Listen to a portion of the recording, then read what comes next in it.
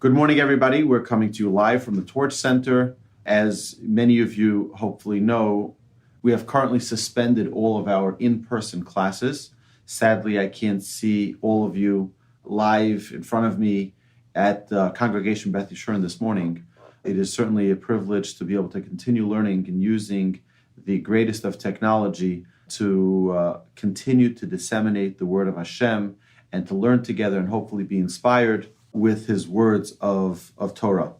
Today we're going to start a new topic, a new midah, a new trait, one that we have not discussed yet, something which is very, very important when we're, particularly in this situation, when we're dealing with a crisis, not only this crisis of coronavirus, and my blessing to all, not only all of our students, but all people across the globe, those who are affected by this, they should be healed.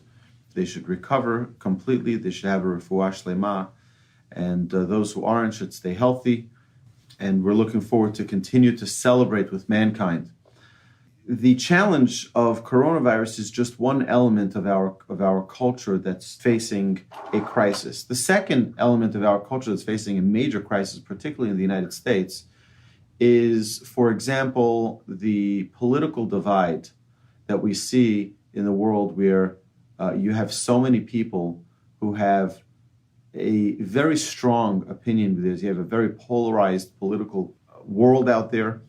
And how do we get to understand, appreciate, respect people who have differences of opinion, people who have different motivations than we do, et cetera, et cetera. So we're going to be talking about the trait of patience.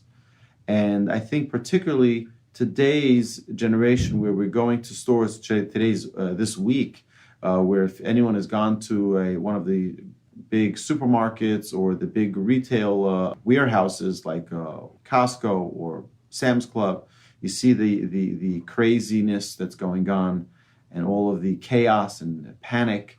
So how do we deal with this? How do we accept the differences that we may have with other people?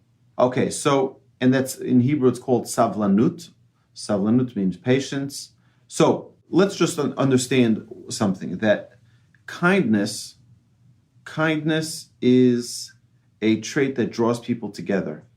Anger is a trait that distances people. Now, where does the trait of patience fall into? Well, patience falls into the trait of humility. And humility is one where, if we're going to very briefly define what humility is the trait where I don't take the space of other people. I take my own space and don't need to drown out everybody else in order for me to be successful. Patience is that as well, is recognizing that every other person that is around me is perfectly legitimate in their own existence. And they don't need to be like me. They don't need to see things the way I see it. They don't need to agree with me. And I don't need to agree with them. And it's fine for their existence to continue the way it is without my approval. So while true humility is a very big trait to acquire, patience is much easier to accomplish and is well within our reach. So patience is a general midah, is a general trait that influences and is rooted in many other traits. Its importance is great because if not harnessed properly, it can ruin friendships and it can harm us greatly. So, for example, if a friend calls you and they're complaining about the same thing they complained about last time you spoke to them, and your sibling is upset about something that happened 20 years ago, and you're basically losing your patience with them, that loss of patience can hurt the relationship very, very badly. That can harm the friendship that you have with someone else. Patience is, our sages say that the word savlanut comes from the word sabal.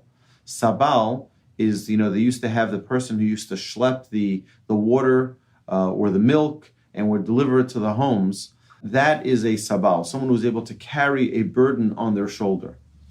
Patience is that exactly. Patience is when we are able to carry the burden on our shoulder, the burden of someone else's way of thinking, the burden of someone else's issues, It's not everything, it's a very, very important thing. Thank God I've been very blessed to learn together with so many people in so many congregations throughout our community. And I don't see eye to eye with many of the people frequently. But one of the things that I learned, which is why I, about now maybe 10 years ago, decided to talk about this topic, was because I wanted to work on myself on attaining this trait of patience properly. It was very, very special, and it really changed my whole life, my whole perspective on life, in that I was able to now appreciate that someone had a different opinion than me. I was able to appreciate that someone thinks differently than me when it comes to politics, when it comes to life, when it comes to values, to morals, to ethics. It's fine for someone not to agree with me. And I've learned through the process of teaching on this topic that it is perfectly okay to have a different opinion than someone else. Right? Sometimes we get concerned or we're upset if someone doesn't think the way we think. It's fine. Don't worry about it. Nothing's going to happen if someone disagrees with you. Nothing's going to happen if your opinion is not matched with everyone else. Guess what? Our sages teach us that there were 600,000 people, men between the age of 20 and 60, standing at the foot of Mount Sinai.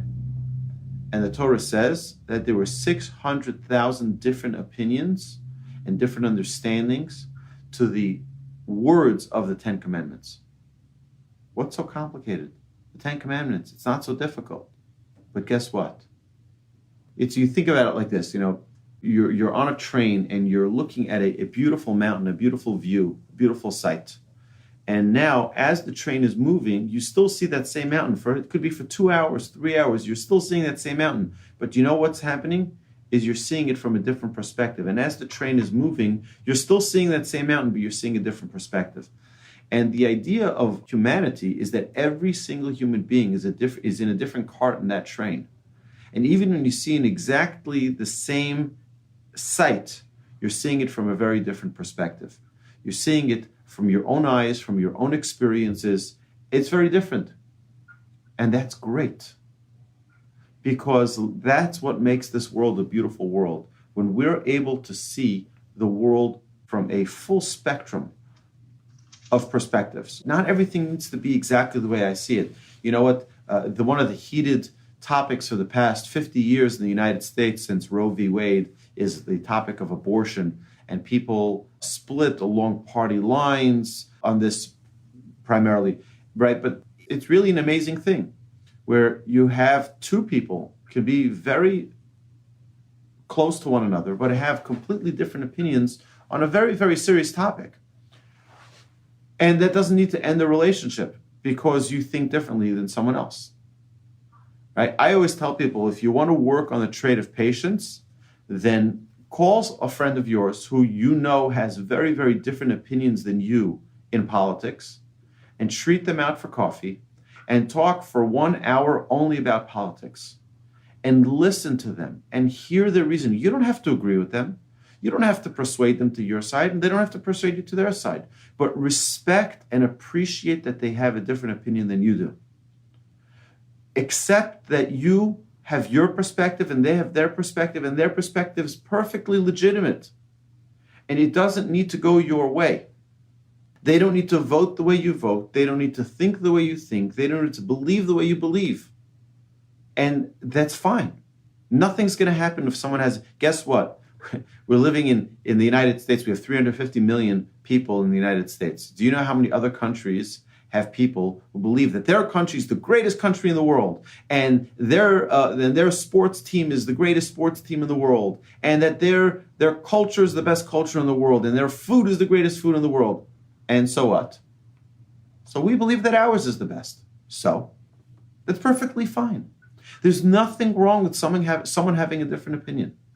And we need to remember that it's a very fundamental principle in our growth, is to allow for other people to shine as well. Allow for someone else to have their opinion. Allow for someone else to think the way they think. It's perfectly fine. It's perfectly legitimate, and there's nothing wrong with someone else having their own space. Now, a couple gets together, right? It's inevitable that they will have differences. Each have different habits. They have different ways in which they grew up. They have different lifestyles that they lived, right? They have different skills. They have different talents, different abilities. Only with patience can they get along. A couple, a man and a woman, getting together is two different worlds coming together. There's only one way they can succeed in their relationship, and that is with patience, right? It's the same thing with partners in business. It's the same thing with friendships. It's the same thing with roommates in college, and any other type of joint project that you do with someone else, whatever the project of life, the project of a business, the project of anything that you do together with another person is going to require exactly that same level of patience. Now, my rabbi used to say that, he says, having a difficult roommate in yeshiva or in college or in school, it's an omen. It's a good omen for a happy marriage. Because if you learn to get along with someone who's a difficult roommate, you'll hopefully be able to get along better with your spouse. Because the differences of how a man and a woman live their lives, and then they come together under one roof and live a life together, right? This is the way he, rolls the toothpaste, and this is the way she rolls the toothpaste, and this is the way he hangs his clothes, and this is the way she folds her clothes, and everyone has their ways in which and now you have to get along. And you know what? The key, the number one tool that's required for success in any relationship is patience. That does not mean that you are a pushover and whatever they want goes. That's not what patience means. Patience means that there's no reason for me to get worked up by the differences between us. Right? And this, by the way, will manifest itself in many different ways. You're in a supermarket and you're in a rush, and the person in front of you decides that they're going to pay with a check. Okay? Do you know how that process works? They have to pull out their ID, and then they can't find their ID, and then they have to sign here and they have to sign there, and they have to process it like this and process it like that, and you're like, I have 2 items, I just got to move it. Let's go. And people get very frustrated, and it's a perfect way for someone to lose their calm and lose their cool by not having proper patience. So what is patience? Patience is like someone carrying a heavy load, and even considering its weight, he continues walking with the load on his back, right? Even if we hear things which aren't our speed, our style, or to our liking, we can still remain friends. There's nothing wrong with remaining friends with someone that we disagree with. Someone criticizes, teases, insults, or complains unjustly to us, we can still carry the burden. That's fine. Nothing is going to happen. It's not going to be so terrible if we are able to resist that attack of like, what's wrong with you? How come you're always complaining? How come you're always this? It's okay. Take it easy. Take a deep breath and accept that there are differences. And you should just know that the minute we're able to accept that difference of how we are versus how other people are, they have a different way of thinking. And by the way, this connects to so many different traits, because if you connect this trait a little bit further, you'll see that this is also the trait of judging people favorably. Judging people favorably is it's an amazing thing, because you take, for example, this patience that you have. You see someone doing something, this trait of patience, right? So you see someone doing something, and you immediately want to rush to judgment. You're like, I don't believe it. Look at this person. Look out, they're cutting the line, right? If a person has patience, they will not allow themselves to rush to judgment either. Because they accept that the other person has different needs, the other person has a different reality, that the other person has different struggles that they're dealing with. That is the greatness of life.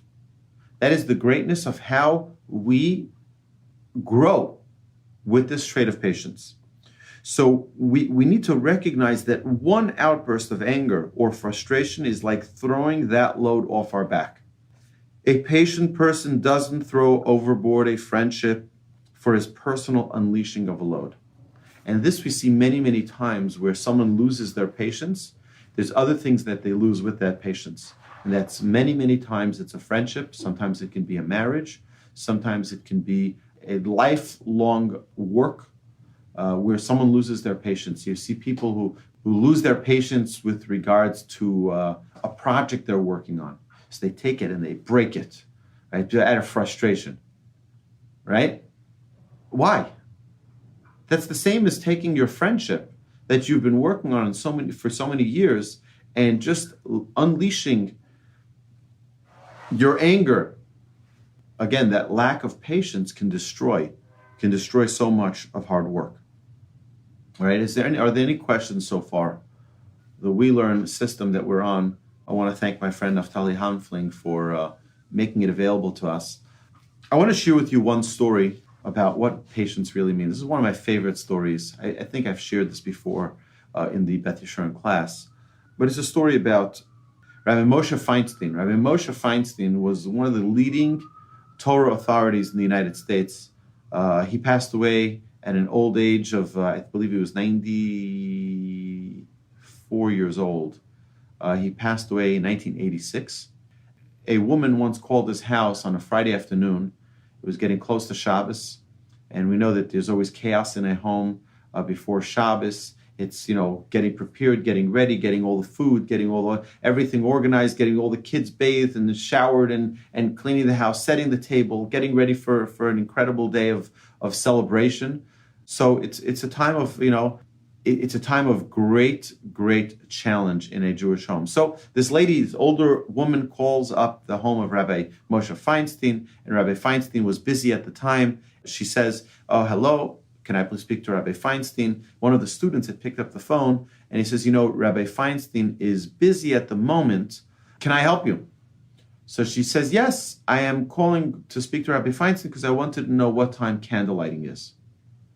So the student says, you don't need to call Rabbi Feinstein. Rabbi Feinstein's a very prominent rabbi, and he's very busy, and you don't need to call Rabbi Feinstein to ask candlelighting time. You can just open up any Jewish calendar and find out what time candlelighting is. If you'd like, I can even send you one. And he tells her what time candlelighting is, and she says to me, I've been calling Rabbi Feinstein every single Friday for the past 25 years. He's never said a word about calendars. Imagine that. 25 years, every single day, every single Friday. This woman has been calling the rabbi to find out what time candlelighting is. And he never, ever lost his patience. He never, ever even thought to tell her, you know what? Why don't you just get a calendar? She probably opened up the yellow pages, looked on the rabbi. She found Rabbi Moshe Feinstein. She says, okay, this is probably a nice rabbi. Let me call him and ask him what time candlelighting is. 25 years he's been answering that question, never ever said a word about calendars. Right? That patience, that's understanding that another human being is extremely valuable. That another human being may not think the way I think, may not act the way I act, may not want the things I want, may not understand the things I understand, and it's perfectly fine, right? It really is an incredible trait. If one is able to master the trait of patience, they are the richest of all people on planet Earth. Of course, we must be cautioned that patience should not bring about carelessness or lack of concern for another human being. Someone who does something sinful and we see it, or if someone does something bad that has a close connection with this person, has a close connection with us, it should not be that we ignore and or never comment.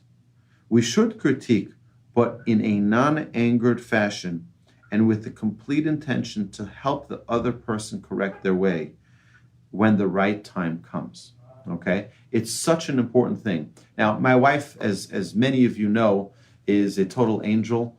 She's an incredible woman, and she really has never done anything ever to hurt me, to harm me, at least not that I'm aware of. And I think I know her pretty well.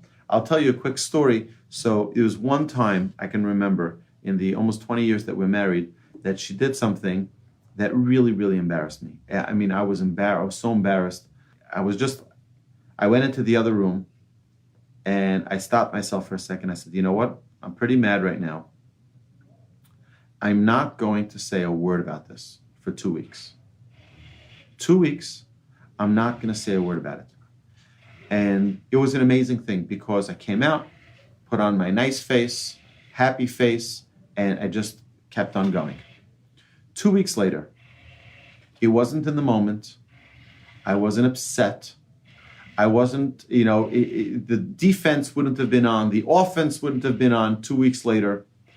I had a nice dinner with my wife, and I brought up, I said, I'm sure this wasn't unintentional. I'm sure that you didn't mean to do this, but it really hurt me. And I said what had happened, and with just a little bit of patience, bringing it up that 2 weeks later, it was accepted lovingly. It was something I was able to say in an effective and in a fruitful manner. But just a little bit of patience was what I realized was the key, because so many times I've seen it here in this room where I've had couples argue and fight in front of me, talking about issues. If they only had, applied a little bit of patience, 1 little ounce of patience, not responded that moment, not said that snarky remark, for just a day, just wait. Just an hour, just wait. Just take a moment and not spit it out. It is so critically important for a person to have that patience, to not blurt things out, to not say things that are going to potentially be hurtful and impact the relationship that's so precious and important. Many times the lack of patience, and we spit out a comment that could be hurtful, it could be painful. It's very interesting if we go to the topic of criticism. So the Talmud has a very, very important statement that says, just like it's a mitzvah to criticize someone, right? It's a mitzvah in the Torah to criticize someone. You see someone doing something wrong, it's a mitzvah to criticize them, right? Obviously, constructive criticism. But the Talmud says immediately after that just as it's a mitzvah to criticize someone constructively, it's a mitzvah not to criticize someone if it won't be constructive. So how does that work exactly? And most people ask, how is that going to happen? How do I know if someone is going to accept or not? Well, that's the first indication. If you don't know the person well enough to know in what way they will accept and what way they won't accept, you have no business criticizing them. You have no business reprimanding someone. Right? By the way, this is important for our children as well. I have 7 children. Every single one will react differently to a comment. Every single one. So I know that this one is a little bit more sensitive. This one is delicate. This one can handle it. This one cannot. You have to know each human being, each individual.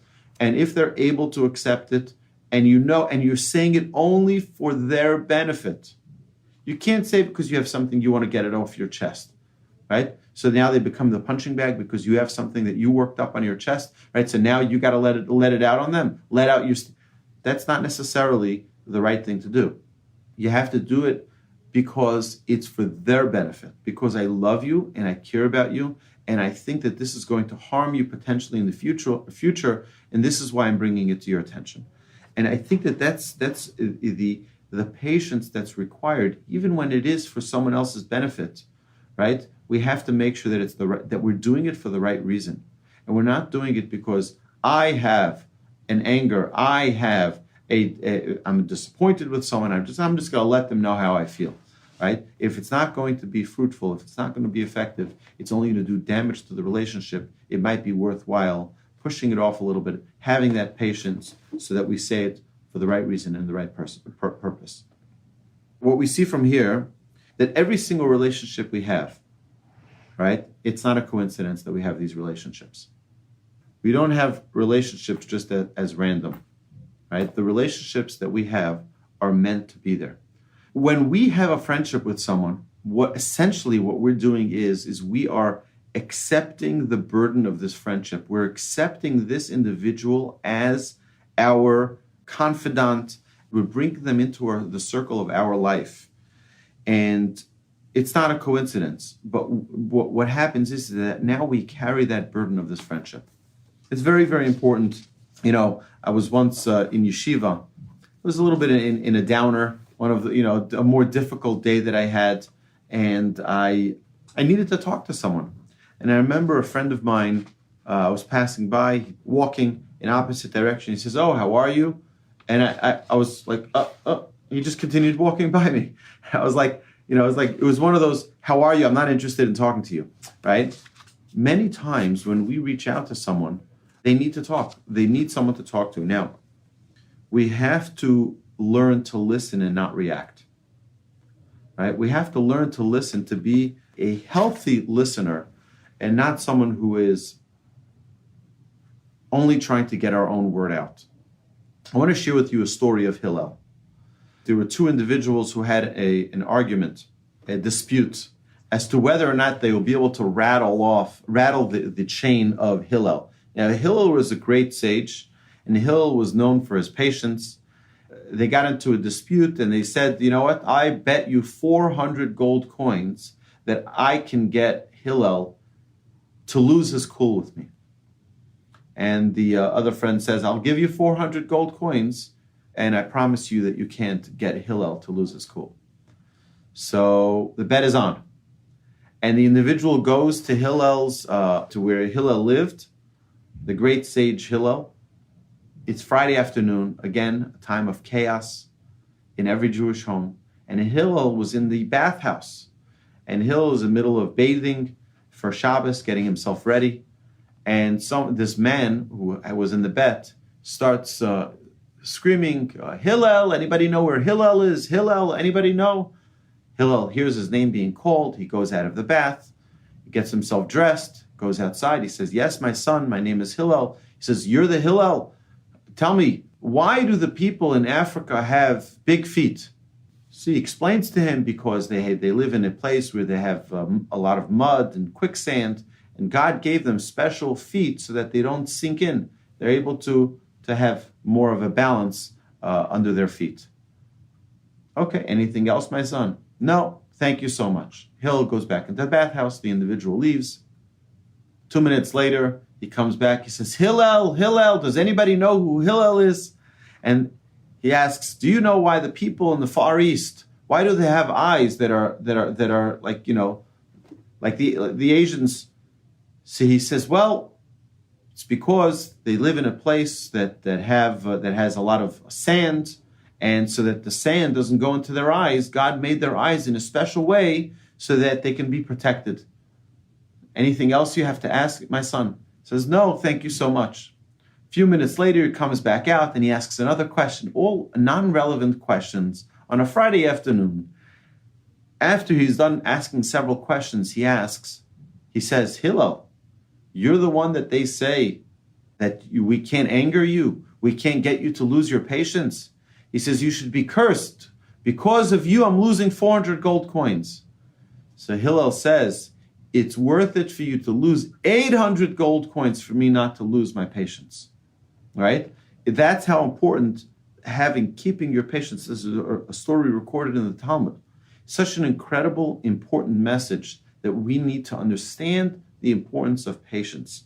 The Almighty, by the way, why do we have this trait of patience? Because we say that Mahu Chanun Afata Chanun, Mahu Rachum Afata Rachum. Each one of the traits that God possesses, we need to possess. Our charge as humanity is to emulate God. And just as God is all patient, we need to be patient. We need to learn this trait of the Almighty. The Almighty is patient with us. The Almighty takes time every time we do something wrong. He says, "You know what? I'm going to wait, because I know that they didn't do it on purpose. I know that they didn't want to do this bad deed. I know," and so on. God continues to give the benefit of the doubt. Continues to give the benefit of the doubt. Why? Because God believes in us. because God thinks that we are so great, that we are so great. And we need to believe in other people as well, that they're great. Even when they do things that are against our liking, they do things that are against what we believe, against our values. So, step number one, exercise number one that we need to do for patience. Let's think if we can do 15 minutes a day, 15 minutes a day of tolerating differences, right? Whether we hear something we disagree with. I'll give you an example. Most of us, if we're involved in the political world, understanding a little bit about what's going on in politics, most people, research shows that most people listen to the same exact station when they watch their news, whether it's ABC, CBS, CNN, NBC, Fox News, NPR, whatever it is. But people listen to the same thing. That's what they get. They get accustomed to hearing this perspective. Wouldn't it be a great challenge for 15 minutes every day to listen to a different perspective? Just a different perspective. Just to hear something from a different, not that we have to accept it, not that we have to like it, but we should tolerate it. We should be able to just accept that there is an opinion that is different. It is such an important exercise to just learn to tolerate the differences. And the second is we need to learn from Hashem about patience. The first of the 13 attributes of God's traits is patience. Even when mankind sins against him, God is patient, right? More than just patient in that he's slow to anger, right? He still gives us the benefit from those who have hurt him, right? So if someone hurts you and we use our patience properly, we need not stop giving to that person or stop smiling to them, even though they hurt us. So someone hurts your feelings, so now you're angry. You know what? When we do something that hurts God, does God stop giving us ear? Does God stop giving us food? Does God say, you know what, this person angered me, you know what I'm going to do? I'm turning off their ear supply. I'm going to turn off their breathing system. God doesn't do that. Right? If God did that, we'd be dead because we all made mistakes. But yet God continues to give and to give and to give, notwithstanding the fact that we may have for years and years done something against God's will. God doesn't turn off the ear supply or the food supply. He continues to give, notwithstanding the fact that we may be doing something that is against his liking. If someone does something, someone says something that is hurtful to you, should you stop smiling to them? Should you stop accepting from someone else? Should you stop being a friend of someone else because they are not exactly agreeing to you on all of your opinions?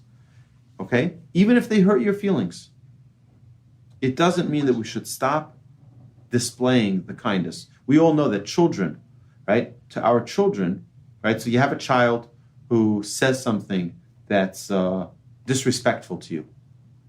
Does that mean you don't feed them dinner? Does that mean that you stop hugging them? Right? It's true that they need to understand that may not be the proper way to speak to a parent. That's true. But it doesn't mean that we turn off the supply. And when we have the ability to exercise that patience, right? It's an unbelievable power that we have to continue to bestow kindness on someone, even when things they say or do hurts us, offends us, or something we don't agree with. The Talmud says that someone who hears his own disgrace and doesn't respond is forgiven of all his sins.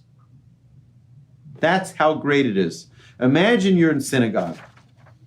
Imagine you go to synagogue and the person who has the seats next to you says out loud, "Oh, so Lily, you decided to show up, didn't you?" Right? And they say that in front of everybody. And everyone's like giggling and laughing. And it's like, on your expense. That's embarrassing. Who wouldn't be embarrassed from such a statement? Right? But you don't respond. You know what the Talmud says? The Talmud says that someone right? Hanela ve'eno olev, someone who's offended and doesn't offend in return and doesn't respond, is forgiven for all of their sins. That's how great it is. So we think to ourselves, no, I'm going to stand up for myself. It's okay. You have such a great, I'll tell you, there's an amazing story that I heard not long ago. A man came over to the rabbi and he says to the rabbi, what do I do? Someone embarrassed me so seriously in public. I don't know what to do. Should I respond? Should I not respond? Should I write a letter? Should you know how? He says, first thing I want you to do is I want you to give me a blessing. Because someone who has no sin is considered righteous. You're such a holy person that it says that someone who's embarrassed and doesn't respond is forgiven of all their sins. You're a righteous, holy person. I want a blessing from such a person. Right? There is such a greatness to someone who's able to forgo and just be patient with other people. It is really an incredible thing. Okay, we're going to stop here.